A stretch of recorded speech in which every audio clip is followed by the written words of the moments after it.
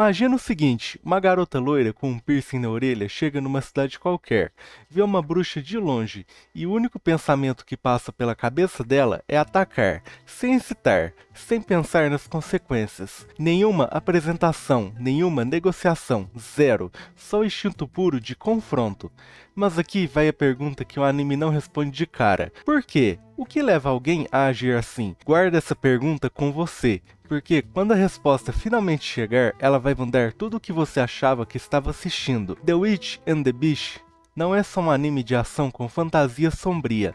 É uma história sobre o que acontece quando a sua identidade inteira é sequestrada por algo que você não escolheu. E se você já sentiu que estava preso numa versão de si mesmo que não é a real, prepare-se, porque esse anime vai tocar em algo muito mais fundo do que parece. O anime nos apresenta uma dupla que à primeira vista não faz nenhum sentido. De um lado, Guide, loira, explosiva com a marca estranha no corpo, e um senso de impaciência que vai do 0 ao 300 em segundos. Do outro, a Chafe, elegante, calculista, sempre com cigarro na boca e um caixão nas costas. Sim, um caixão. Esse par de opostos trabalha para a Ordem de Ressonância Mágica, uma organização responsável por lidar com tudo que envolve magia, e Guide carrega um segredo dentro desse caixão que só vai ser revelado no momento certo, como uma bomba armada esperando a faísca. Esse segredo é o coração do anime inteiro, e é também a resposta para a pergunta que você acabou de guardar. A primeira missão já subverte qualquer expectativa que você poderia ter. Eles chegam numa cidade para investigar uma bruxa, mas aqui o chão some embaixo dos seus pés. A bruxa é adorada pela população como heroína. Pera, uma bruxa heroína? Num mundo onde o próprio conceito de bruxa carrega peso de maldade e medo, isso é como encontrar a luz no fundo de um poço escuro. E já deveria te dizer que algo está podre por baixo desse brilho. Pensa comigo. Quando algo parece bom demais num mundo tão sombrio quanto esse, o que você esperaria encontrar debaixo da superfície? A Chafe percebe de imediato o grande incêndio que destruiu a cidade anos atrás. Foi selado por uma maldição. E maldições não simplesmente somem, elas ficam ali, dormentes, esperando alguém com força e intenção suficientes para quebrá-las. Mas, enquanto a Chafe raciocina, você ainda não sabe por que Guide ataca sem pensar. Essa resposta está chegando, e vai custar caro. Guide avista a bruxa e parte para cima. É contida pela polícia da cidade. Claro, porque esses moradores amam a bruxa como se ela fosse uma santa. A Chafe consegue contornar a situação e promete conversar com a bruxa em outro momento. Mas você percebe que aquilo não foi derrota, foi contenção. Guide não recua por medo, recua porque ainda não tem o que precisa. E o que ela precisa, o anime não revelou até agora. Porque existe uma regra nesse mundo que muda tudo. Existem exatamente 3 formas de desfazer uma maldição. A primeira é o beijo de amor verdadeiro e mútuo com o parceiro. A segunda é convencer a bruxa que lançou a maldição a desfazer por vontade própria. E a terceira, e é aqui que o anime te pega completamente desprevenido, é beijar na boca a própria bruxa que te amaldiçoou. Um beijo como chave, uma intimidade forçada como desfecho de uma guerra pessoal. Guide usa a terceira opção contra a bruxa da cidade. E o que sai daquele caixão muda completamente a sua percepção sobre quem você estava assistindo desde o começo. O verdadeiro Guide é um homem de cabelos brancos, com um braço que parece mais de uma criatura do que humano, mascarado e absurdamente poderoso, que resolve tudo com um soco no estômago da bruxa. Mas a forma feminina volta em seguida, furiosa porque a maldição foi quebrada apenas temporariamente. O que significa que aquela bruxa não era culpada. Sabe o que isso representa?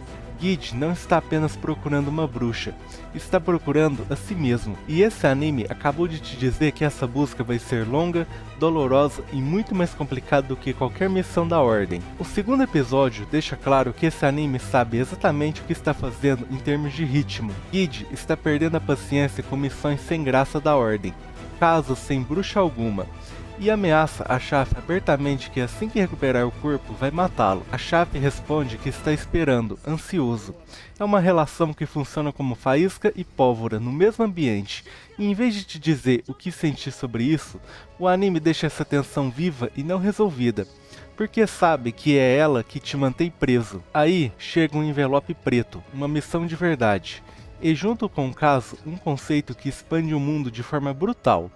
Os instrumentos proibidos. Instrumentos proibidos são itens que concedem poder similar ao de uma bruxa, para quem os possui. Parece vantajoso, né?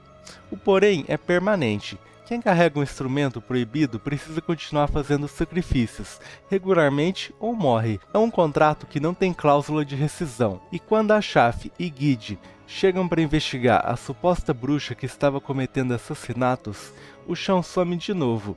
A bruxa que os moradores temiam nem existia. Quem estava cometendo os crimes eram os filhos adotivos da policial Kira, que carregavam um grimório e precisavam matar para honrar o contrato. A revelação é perturbadora porque o horror não veio de uma criatura sombria e distante. Veio de dentro de casa, literalmente.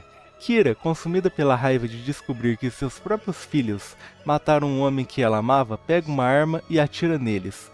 O anime não julga, não explica se ela estava certa ou errada, só mostra e deixa esse peso todo com você. O quarto episódio abre um novo ângulo do mundo com a introdução de Fanora e Johan, dois membros da ordem especializados em necromancia. E aqui você provavelmente vai esperar o de sempre, mais um caso, mais um monstro, mais uma resolução. Mas o anime faz exatamente o oposto.